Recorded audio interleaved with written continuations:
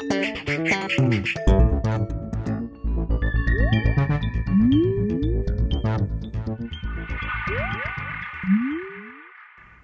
everyone and welcome to The Vortex, where lies and falsehoods are trapped and exposed. I'm Michael Voris. Let's tie together a couple of thoughts from this week's earlier Vortex episodes. We've been concentrating on the decline of the American empire and the decline of the Catholic Church in America. A good case can be made that these two sad facts have been running parallel to each other and share many similarities. There is in American political life a running away from the truth, objective truth. It has corrupted every institution in society, the courts, media, medicine, military, everything. Within the institutional establishment church, not the bride of Christ, but the human dimension of the church, we also see this running away from objective truth.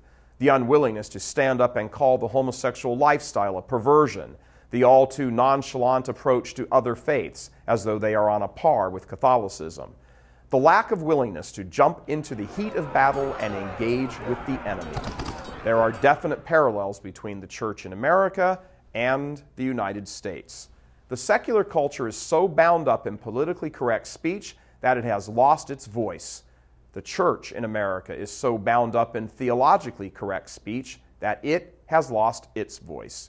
Few of the leaders in either camp inspire any greatness. There are, of course, exceptions, but that they are exceptions and not the norm is deeply troublesome. Both America and the church in America are simply stuck in neutral and sliding backwards, downhill, and ready to go off the cliff. Among the leaders, there is much more seeming concern with career advancement than an attitude of sacrifice for their people. Time and time again, scandals erupt among the leaders. Controversy flares because people who are not dedicated to the cause are left in positions of authority and power and influence. The economy is crashing in America. Headlines blare out that America's debt is going to be downgraded. The nation will default on its future debt to Social Security and Medicare. Unemployment shows no signs of abating. When you look over the balance sheets of the church in America, no surprise, you see pretty much the same picture.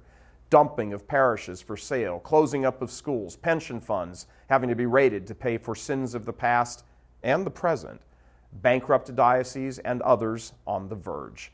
Both the church in America and America's financial woes are attributable to the same source, infidelity to the truth. And that infidelity has spread from leaders to followers en masse.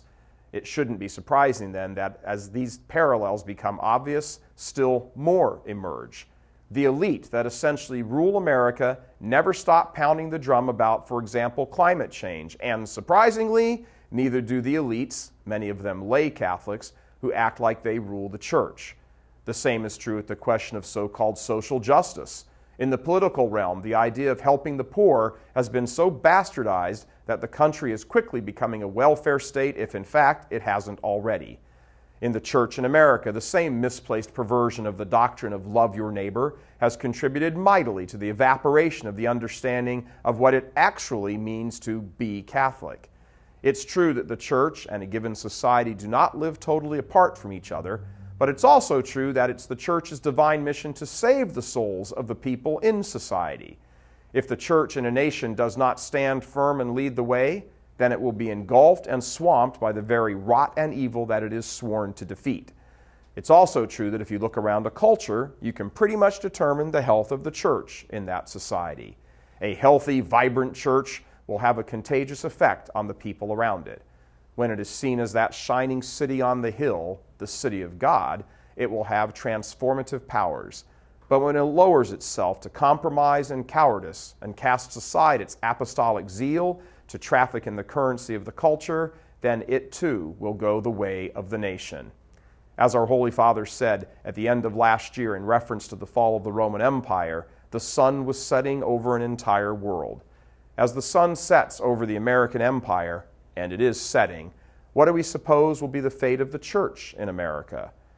Holy Mother Church needs heroes, my fellow Catholics. We need heroes.